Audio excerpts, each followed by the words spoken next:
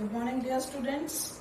Today, as you know, it's Saturday and we have to do some enrichment activity. What is enrichment activity? An activity which enriches you with practical knowledge. Okay. So today I'm going to explain one of the reactions from chapter 1, that is decomposition reaction. I hope you remember. Okay, this was in your chapter number 1. So decomposition reactions, as the name is suggesting, what does it say? That the reactions in which the chemical compound is broken, okay, it is broken by the provision of some heat, by the energy, and this energy is in the form of heat. And you know, heat can be supplied in how many forms? Either we can directly heat it, or we can provide heat with the help of electricity or sunlight or light. Okay, so it is one of the reactions in which we are going to do the electrolysis of water. As you can see, the diagram I have prepared for you, it is explaining itself that what we are going to see. Though it has been done in theory, but I want that it should be separately explained, because it has to be done in your lab manuals also. Okay, besides this, it has a very important role in boards also. You know, so many times this activity has been asked in the board also. Okay, for 3 marks. So let us see how the decomposition reaction takes place here. Again, let us come to the definition. As the word decomposition is telling you, what it states: to break down. Okay, breaking down of a chemical compound by energy, and energy is in the form of heat. So here, which heat we are talking about? We are talking about the heat that is being provided by electric current. Okay, so what are the things required? We require a plastic mug in which 2 holes have been drilled on the bottom. Okay, and 2 graphite rods. Can you see these graphite rods? These are the 2 graphite rods have been fitted in this, and they have been made, or they have been tightened by the help of some rubber stoppers, so that they do not get loose, and moreover, the water that we are going to fill in it should not spill out of it or leak out of it. Okay, so rubber stoppers and the graphite rods, these are the graphite rods, as you can see.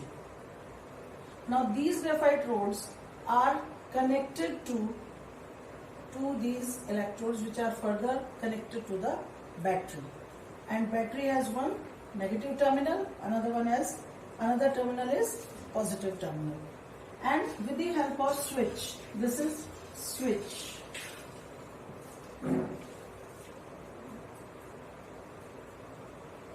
okay, or we also call it key. So this switch is to continue or to break the circuit. Okay, now we are going to fill water in the plastic mug, and in this we are going to add few drops of acid, sulfuric acid, and we call, and this water, which is this water? Water is distilled water. You have learned in your earlier classes also that distilled water is an insulator. It does not conduct electricity. Okay, but we need to decompose water only. Okay, so distilled water is acidulated. We acidulate distilled water. Okay, we call it acidulated distilled water. How it is formed? It is formed by adding few drops of H2SO4 or the sulfuric acid. Fine. Now the setup is ready. Now what we have to do, we have to invert 2 test tubes on these electric graphite rods. On the graphite rods we are going to put 2 inverted empty test tubes. Now when we are going to insert on them, what will happen? Water will get filled in it. Now after all the setup has been done, before this, let us see the electrode, the graphite rod, which is connected to positive terminal, is always called anode, and the one which is connected to negative is known as cathode. Okay, now we are going to supply or we are going to switch on the circuit and leave it for some time, for a few minutes. And what you are going to observe, that there will be a collection of gases. Okay, the gas collects on the top of these inverted test tubes. And what is the reaction, decomposition reaction that is going on here? H2O, electric current. We will write the condition. Electric current. Okay. When electric current is passed through this acidulated distilled water, the breakdown takes place and forms H2O2. Okay. And we have to balance it. Don't forget to balance it. Otherwise your marks will be deducted.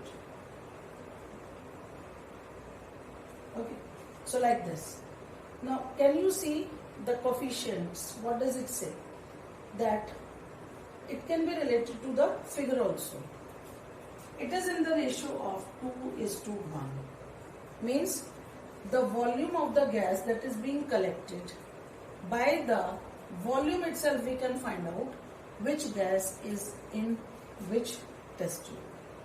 Okay, so this test tube and this one, can you see the difference? How much it is, how much volume is here of the gas.